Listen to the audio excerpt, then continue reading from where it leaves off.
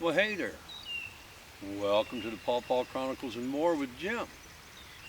Now, yesterday I was looking on the Facebook group Paw Chronicles, and I saw where somebody had reposted uh, one of the videos that I had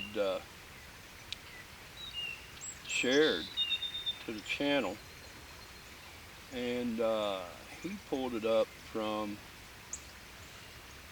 the YouTube channel and shared it.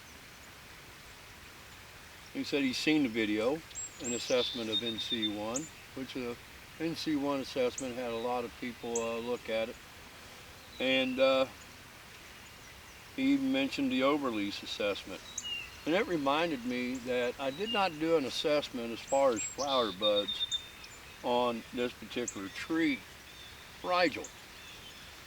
Now, one of the things I found on the NC1, as some of you know, is that the flower buds, like right here we have new growth, the flower buds were more closer to that leader branch as far as flower buds. I don't know if you can really see it or not, but Rigel is ate up with flower buds.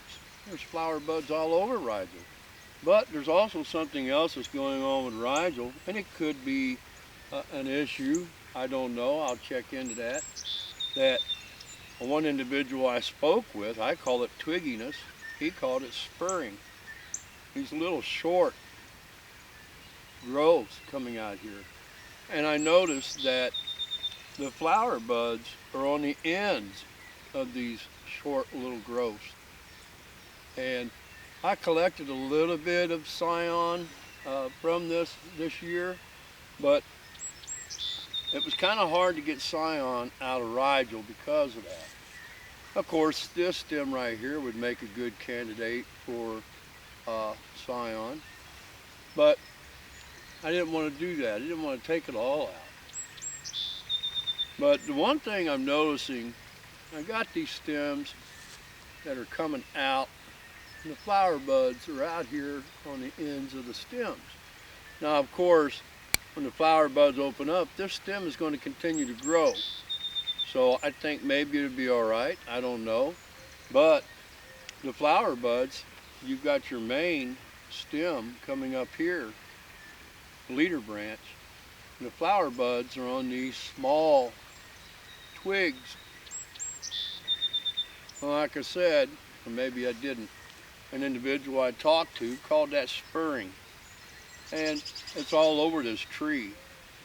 But this tree is really ate up with flower buds. This tree was grafted and converted via top work, a number of different scions, which all the scions within this tree was Rigel. And nothing growing from the stock at all. Every bit of it is from what I grafted. And there's a series of grafts in here. I had 2 grafts down in the bottom there. A deer came in, broke it out as I shared, and I had to end up cutting that limb off. I saved scion wood from that scenario, by the way. But I have 1, 2, 3, 4 different grafts remaining in this tree. I utilize cleft graft. I utilize the tongue and whip method, and an inlay graft, which was done right here. But and for the most part, a lot of the grafting, scarring, some of it you can't see all of it. Some of it you can. I can see the cleft there, and I can barely make out the tongue and whip down there. But this was just something I wanted to share with you. I don't like seeing flower buds way out here on the end. The sunflower has flower buds out on the end of the stems, and that would cause a lot of bending and a lot of stress. However, if I look right here, I got 1, 2, 3, 4, 5, 6, 7, 8, 9. 9 stems on this one main leader that are carrying flower sets. Not all of them are going to produce fruit, but some of them will, in which I'm going to have to monitor and be selective and probably take some fruit sets out if it's willing to fruit. The tree is plenty big enough to be able to carry fruit.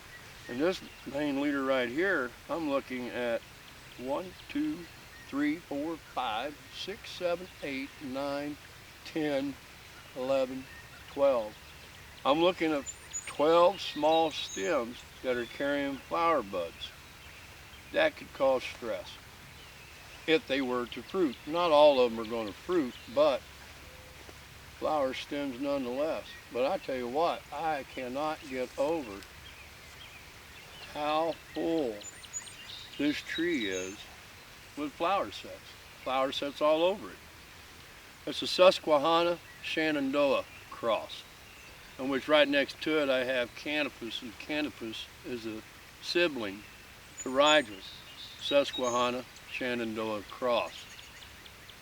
But and it's got a few flower sets, but that one right there, it was grafted last year. It will not be carrying fruit.